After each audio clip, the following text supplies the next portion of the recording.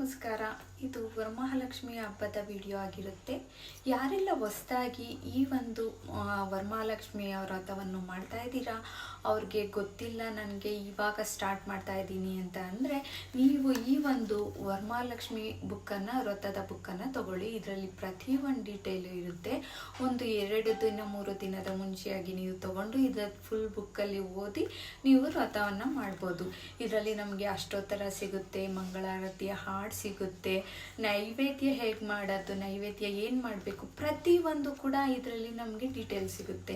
ಹಾಗಾಗಿ ಈ ಒಂದು ವ್ರತದ ಬುಕ್ ತಗೊಳ್ಳಿ. ಇದೇನು ಜಾಸ್ತಿ ಇರಲ್ಲ, ಕಡಿಮೆ ಪ್ರೈಸ್ ಇರುತ್ತೆ. ಇದರಲ್ಲಿ ಏನೇನಿರುತ್ತೆ ಅಂದ್ಬಿಟ್ಟು ನಾನು ನಿಮಗೆ ಈಗ ಓದಿ ಹೇಳ್ತೀನಿ. ಇದು 2025ನೇ ಇಸ್ವಿದೆ. ನಾನು ಹೊಸ ಬುಕ್ನೇ ತೊಗೊಂಡ್ಬಂದಿದ್ದೀನಿ. ಇದರಲ್ಲಿ ಏನೇನಿದೆ ಅಂದ್ಬಿಟ್ಟು ನಿಮಗೆ ವಿವರವಾಗಿ ನಾನು ಹೇಳ್ತೀನಿ. ವ್ರತವನ್ನು ಮಾಡಬೇಕಾದರೆ ಅನುಸರಿಸಬೇಕಾದ ಕೆಲವು ನಿಯಮಗಳು. ವರಲಕ್ಷ್ಮಿ ವ್ರತ ಶ್ರಾವಣ ಮಾಸದ 3ನೇ ಶುಕ್ರವಾರ. ಈ ಸತಿ 3ನೇ ಶುಕ್ರವಾರ ಬಂದಿದೆ. ಶ್ರಾವಣ ಮಾಸದಲ್ಲಿ ಎಲ್ಲ ಸತಿನೂ 2ನೇ ಶುಕ್ರವಾರ ಬರೋದು. ಈ ಸರಿ 3ನೇ ಶುಕ್ರವಾರ ಬಂದಿದೆ. ಮಾಡ್ಬೋದು, ತುಂಬ ಚೆನ್ನಾಗಿ ಬಂದಿದೆ.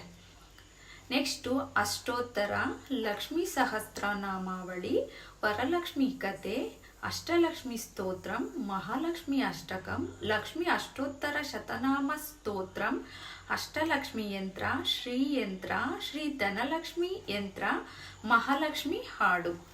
ಇಷ್ಟೆಲ್ಲ ಈ ಬುಕ್ಕಲ್ಲಿ ಸಿಗುತ್ತೆ. ಇದನ್ನು ತಗೊಂಬಂದು ಹೊಸದಾಗಿ ಯಾರ್ಯಾರು ವ್ರತವನ್ನು ಮಾಡ್ತಾ ಇದ್ದೀರಾ ಅವರು ಖಂಡಿತ ವ್ರತವನ್ನು ಮಾಡ್ಬೋದು.